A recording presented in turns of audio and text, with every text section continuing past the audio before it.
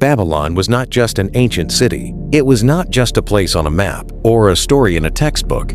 Babylon was already ancient when many civilizations had not yet begun to exist. Rising around 1900 BCE, Babylon grew from a settlement into one of the world's first true imperial centers, a city that learned how to turn geography, trade, and politics into lasting dominance under kings like Nebuchadnezzar II. Between 605 and 562 BCE, Babylon became a symbol of overwhelming scale.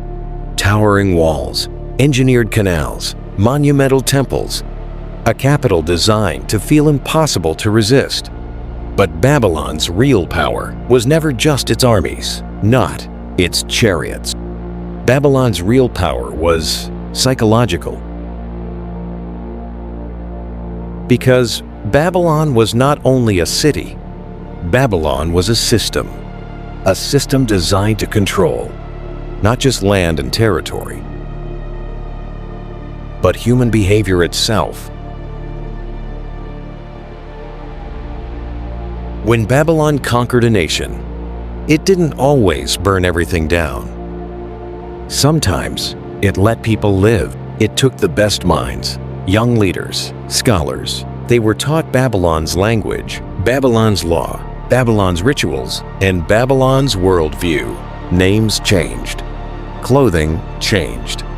Daily life changed. Babylon didn't want slaves. Slaves resist. Slaves dream of escape.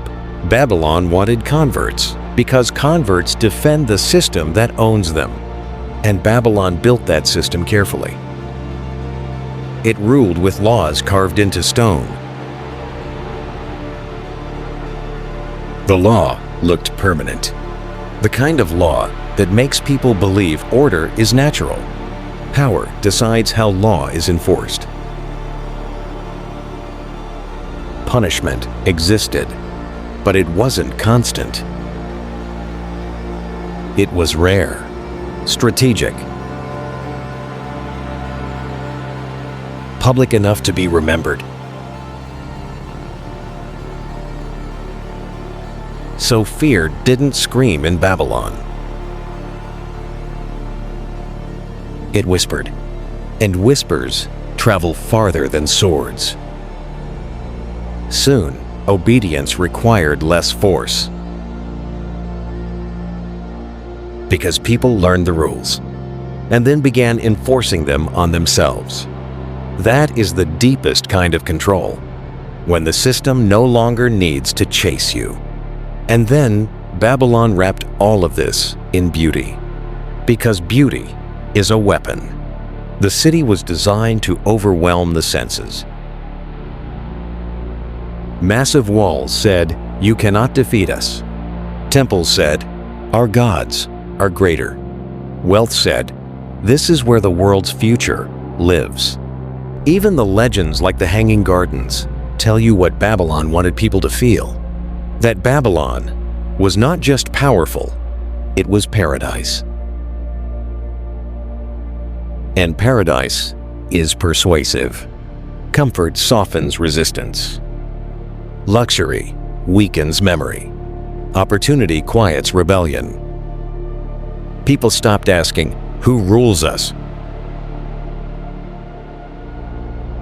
and started asking, "How do I rise here?" Babylon didn't crush ambition. It redirected it. It made success possible. Babylon eventually fell as a city. Walls age.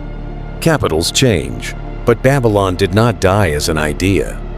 Because systems don't die. They evolve. Later empires studied Babylon's methods. Control through culture. Power through law. Dominance through beauty. Obedience through psychology. Babylon wasn't just an empire. It was a blueprint. And the most unsettling part is this. The strongest control systems don't look like oppression. They look like order. They look like opportunity. They look like success. And history watches carefully to see who still can't tell the difference.